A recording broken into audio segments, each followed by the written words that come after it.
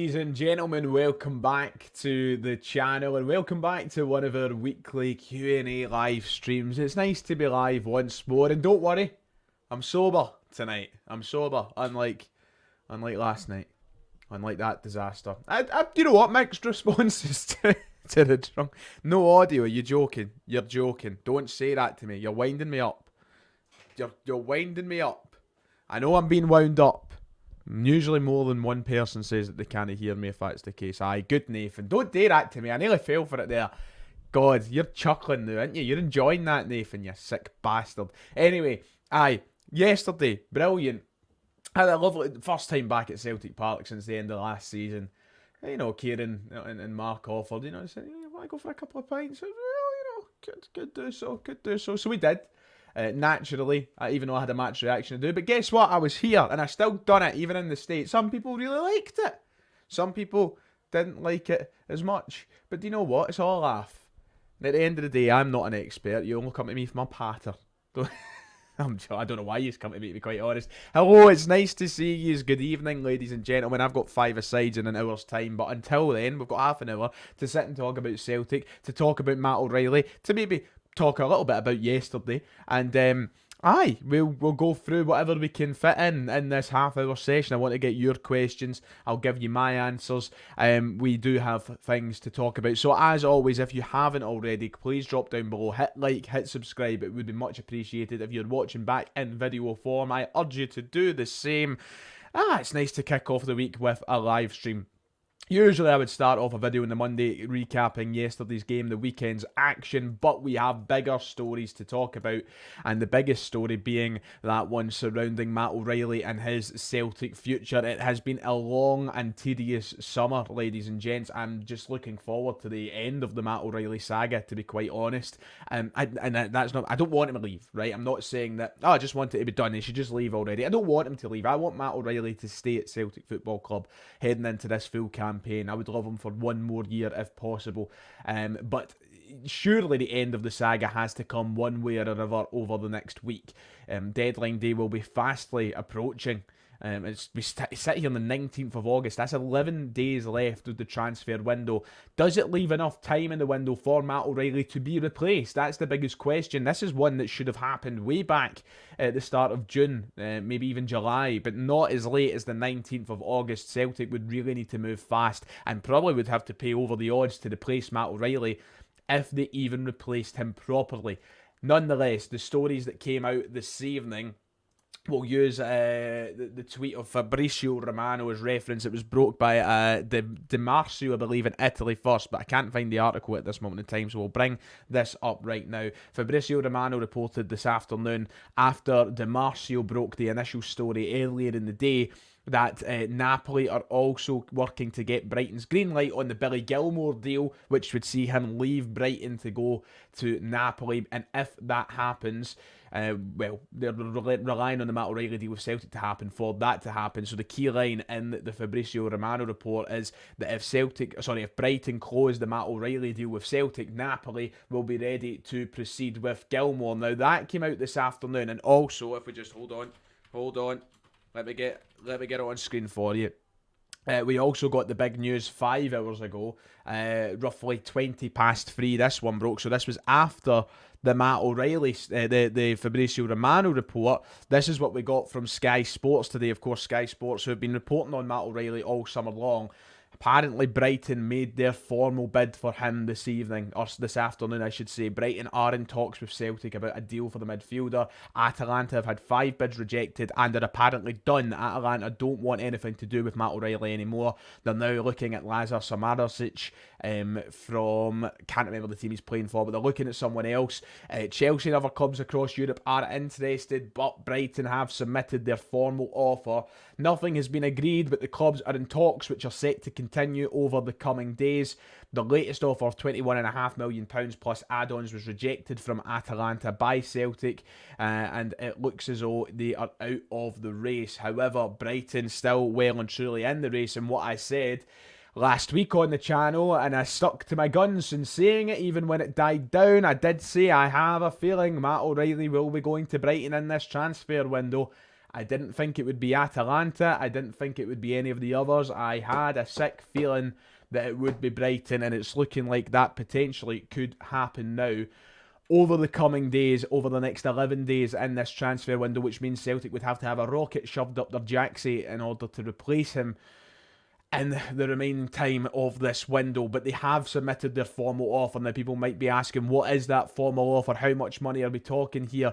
We don't have full confirmed details of that. Numbers are doing the rounds on the forums, on different bulletins, different places. They're giving you 24, 25, 30 million. All these different numbers are floating. There isn't a number we can pinpoint is the truth. We don't have details of the bid yet. All we know is that the clubs are in talks, and it's set to go over the next few days. So I'd imagine over the next 24 to 48 hours, we'll hear details. A, if bids have been accepted or rejected, or B, the numbers of said bids that have been accepted or rejected. So you're going to have to stay tuned and wait for that news to come out, because whatever you're hearing right now, take it with a pinch of salt. It might not be true. We don't have any confirmation of that as of yet. However, what we do have confirmation of is the fact that Brighton have submitted that bid. Talks are ongoing, and this could be the beginning of the end of Matt O'Reilly's Celtic career. Now, I know that's a phrase that I've used a number of times throughout this transfer window, and things haven't happened.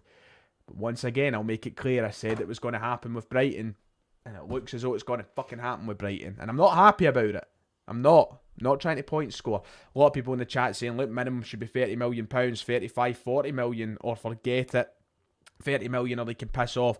You know, we're at this point in the window where Celtic need to put the boot down. And do you know what? I'm actually, for once, I will actually give the board some credit where they deserve it. They haven't sat down, turned around and spread their cheeks for clubs. They have stood firm. They told Atalanta to piss off on 5 different occasions. And quite rightly, because the bids were nowhere near the valuation of the player. Celtic have stood firm on what they think the player is worth. But now, with only 11 days left in the window, that needs to be, they need to stand even firmer. They need to be more aggressive in their negotiations, and they have to command the fee that they think is acceptable. If Brighton are desperate to get O'Reilly, Brighton should be desperate to spend the correct amount of money to get O'Reilly in this transfer window. It's not as simple as, there's your 25 that you've been looking for. No. There should be a consideration taken into the factor here that we have 11 days left. Brighton are desperate for a player. Billy Gilmour's move to Napoli is on the other side of things, which can only happen when Celtic are apparently done with the O'Reilly negotiations. So Celtic should control it. So Michael Nicholson or Dermot Desmond or whoever's sitting there taking control of these negotiations should sit there, and they should be aggressive in it. They should command as much money as they can.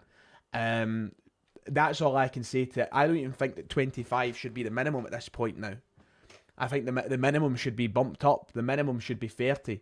Should be 35, because we're going to have a hard job to replace him. And not only are we going to have a hard job to replace him, I'll bring up Brody's comment here. Thank you for the donation, Brody. I very much appreciate that. God bless. He's saying Engels would be good, but we need to keep Matt. I agree. I would love us to keep Matt at this point in the transfer window, and I think that would be an ideal situation.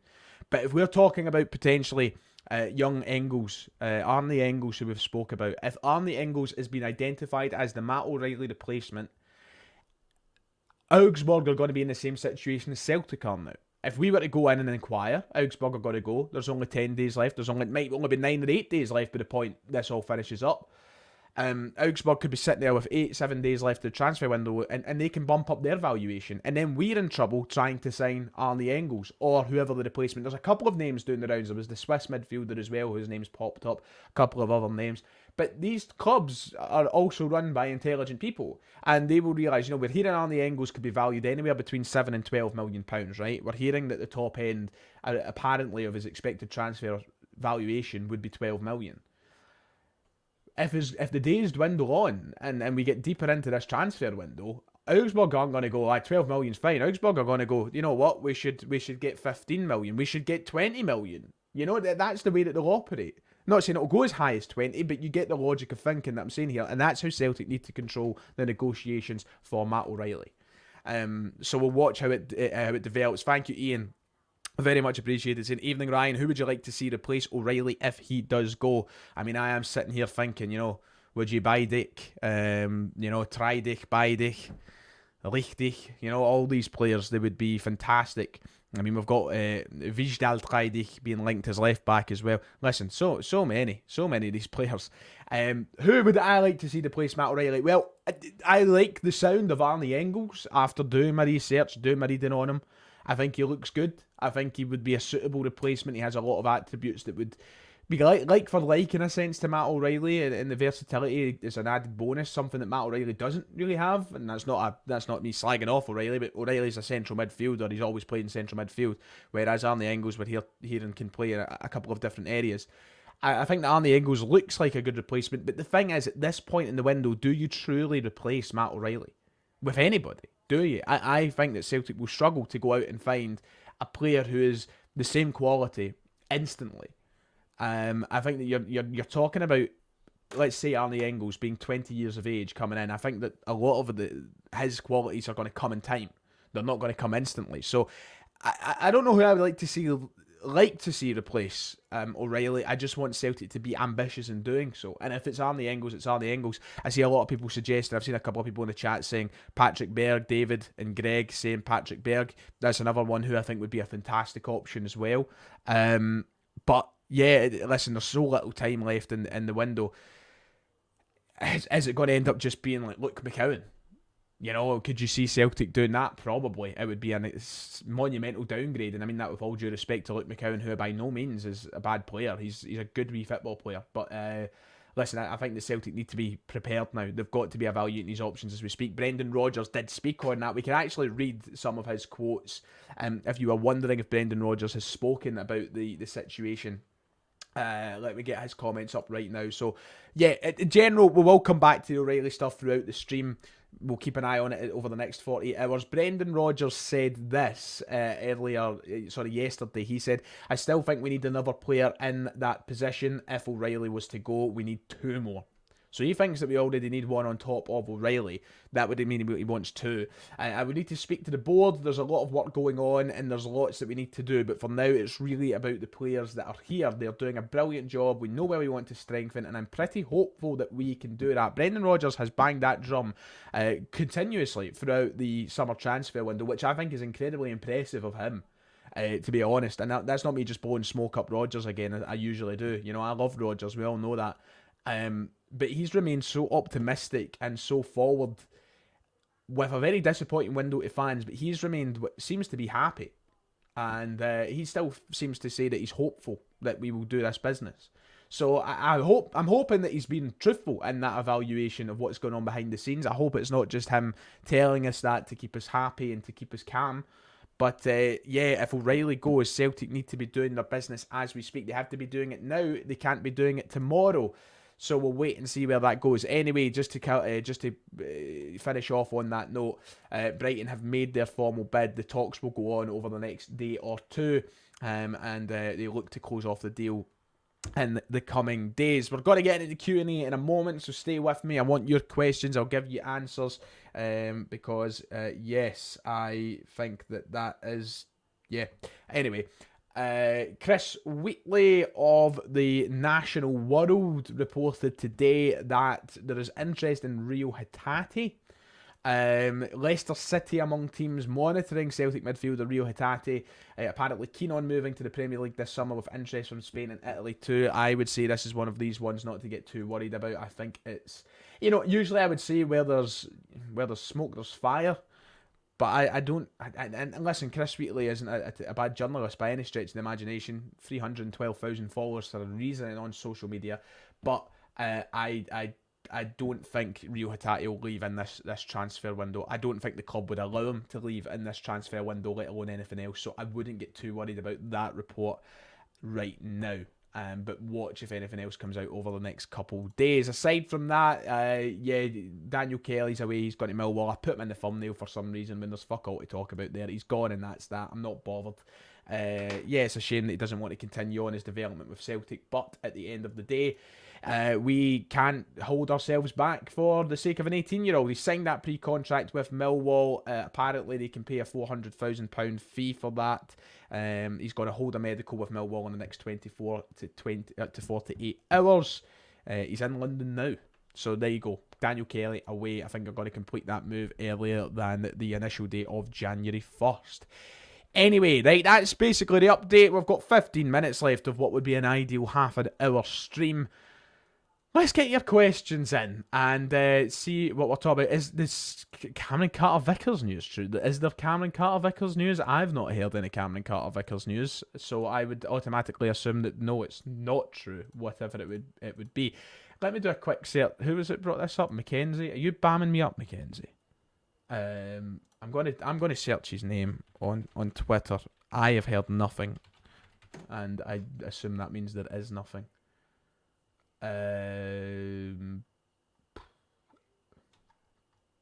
Nothing. Atlanta Serie A side have inquired about Vickers, as per who?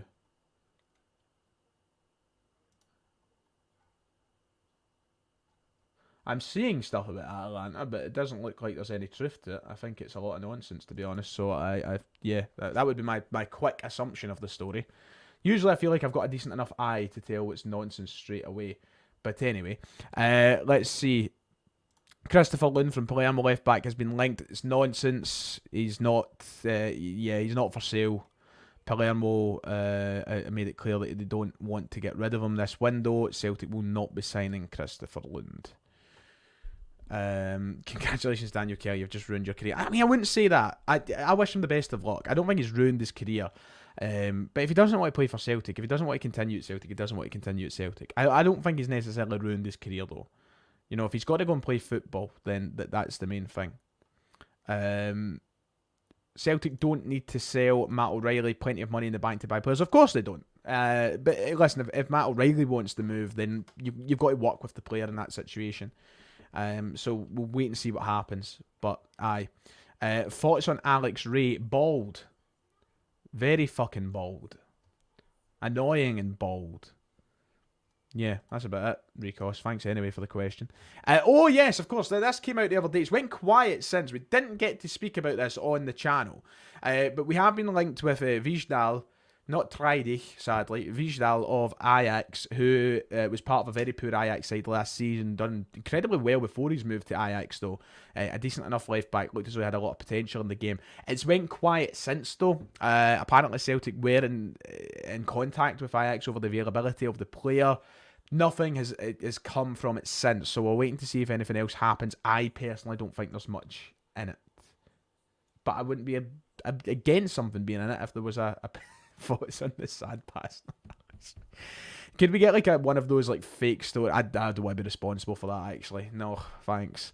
I think we have to concentrate on left back and centre back, especially with Cameron Carter-Vickers having his poorest start to the season since he joined. Would we say it's his poorest start to the season? I mean, I think that, you know, I think it would be a bit, I don't know. We've kept 2 clean sheets out of 2 in the league. And yesterday, yeah, I think that we could have defended that goal better. And I actually do think Cameron Carter-Vickers is to blame for it, to be honest, because the defending should have been happening at his side of the defence. But I think it would be a bit far to say that it's his poorest start. I mean, it might be, but that's by his standards. His standards are so good. Scales is the problem. He needs replaced more than Vickers. Like, Vickers is entitled to a couple of bad games here and there. I wouldn't worry too much about it at all. Ewan Stars, hi Ryan, how are you? What's your favourite McFlurry? And have you tried anything from the new McDonald's menu yet? Keep up the amazing content, mate. Thank you for the donation, Ewan, and thank you for your podcast-styled question. Yeah, that's something I'm used to answering on the Celtic the Thunder.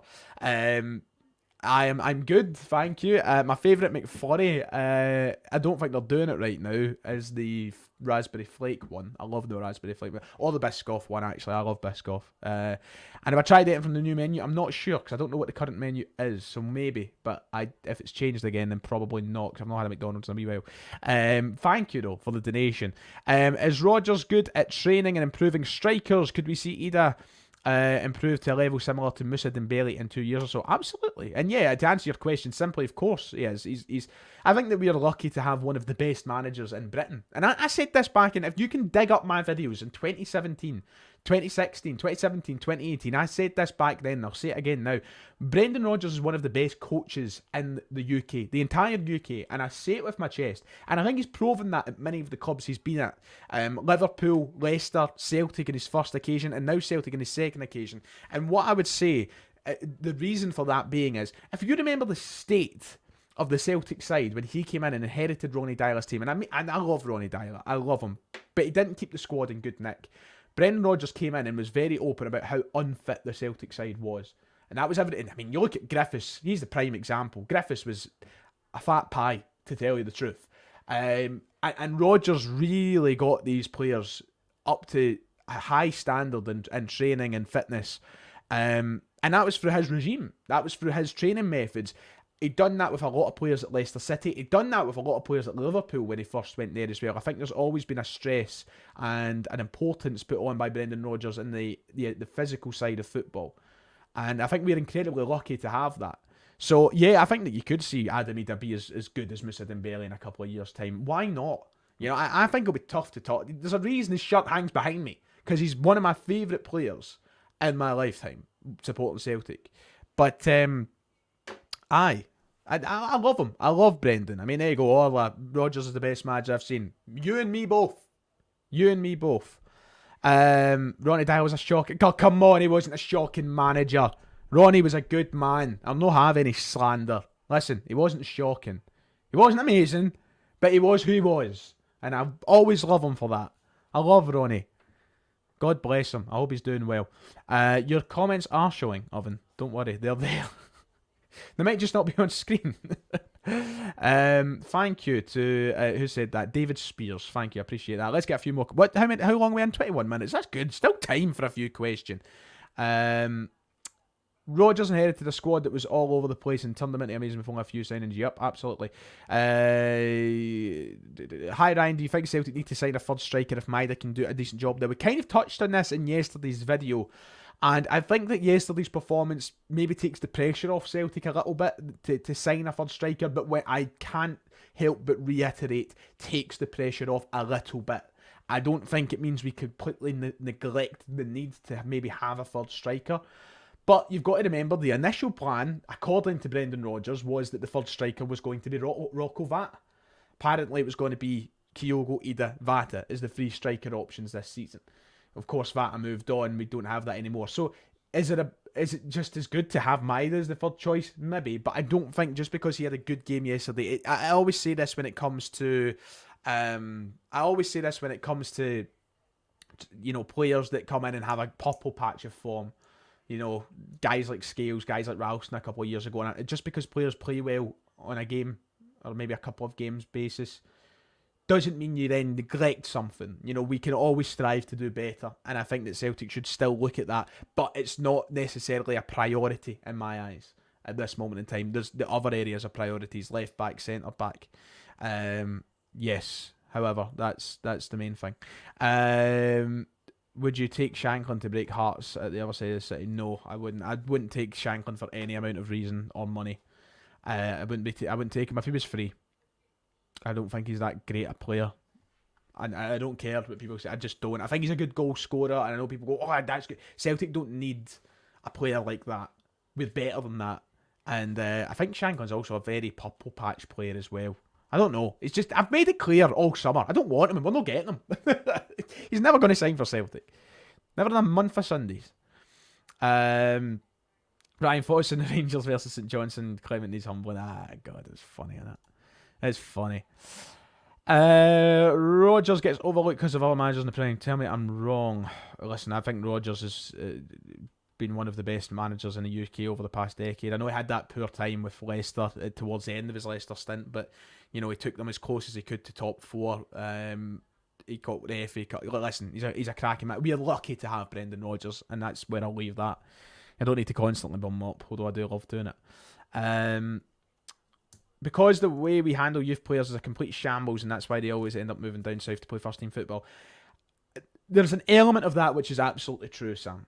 There's an element of that which is absolutely true. And I think this is something I've always said I need to make an actual full-on discussion video on. Something that goes a bit deeper than just, you know, a passing comment. I don't think it's necessarily a Celtic problem, and I've always said this. I think that this is a Scotland problem. Scotland aren't producing players who are good enough to play for Celtic. The ones who are good enough to play for Celtic, we let get away, and they're too good for Celtic. Or they play here. Callum McGregor, he plays here. You go through the full Scottish national team, and you tell me how many of them would get into Celtic starting 11. Not many. Apart from maybe John McGinn and Andy Robertson, who are miles beyond Celtic's realm of signing possibilities. Scotland as a country aren't producing players who are good enough. And it goes all the way from, politics to just your local pitches and everything. It goes everywhere. It's not a specific club's problem. And people keep saying that we are treating our players the poor way and we're not giving them chances. And I do think there's an element of that which obviously does have to be acknowledged. I'm not saying that Celtic are completely innocent here. They're not. But at the end of the day, was Daniel Kelly good enough? Was he? And be honest with yourself. Was he? Is he right now good enough to come in and play for Celtic week in, week out? No. Neither is a lot of these players who've moved on. Rocco Vata, people were crying. Some people were crying that Vata was leaving. We never gave him a chance. Why do you think we never gave him a chance? He's playing in the Lowland League. And if he's not shown it in the Lowland League, what evidence does that mean? What evidence does that provide that he's going to do it in the Scottish Premiership? It's a huge jump. And I think that people expect, because they're young and that there is potential there, I think people put the pressure on these players to come in and perform instantly. I don't think that's a Celtic problem. Daniel Kelly wasn't going to get into the Celtic team in the next year or two. And maybe he should be awarded more chances. But you can't push that on to these players if they're just not good enough. Because then that just damages them. So I wish him the best going out to try and play football at Millwall to aid his development. But Celtic are a Champions League club and Millwall aren't. Celtic can't be playing Daniel Kelly week in, week out when they're trying to get better on a European scale. Millwall can play him week in, week out. And that's the harsh reality. If they're not coming through the youth systems and good enough for the level we require at the minute, then they might just need to move on. And it's as simple as that. But as I said, I think it's a Scotland problem, not a Celtic problem. I'm gutted we lost Daniel Kelly, Vata and Lawal. I hate sounding harsh, but I'm not gutted. I don't think we're losing anything. And see, this is the thing, right? People will spin it, because if it comes to 3 or 4 years' time and these players turn out to be quality, right? Say it's 2027, 2028. If Lawal's smashing it for some mid-table Premier League side, people will go, why do you not get a chance at Celtic? He was never going to get to that level at Celtic, and people need to understand that. He needs to go away and play, and he'll play at Stoke. But he wasn't going to play at Celtic. So that's why I'm not gutted. I actually wish them the best. I'm happy for them getting these moves, because it means they're not having to play at the fucking B team in the Lowland League, which is, with all due respect to all these other sides in the Lowland League, who I have the utmost respect for, why would you want to spend your career as a professional playing in the Lowland League? Absolutely not.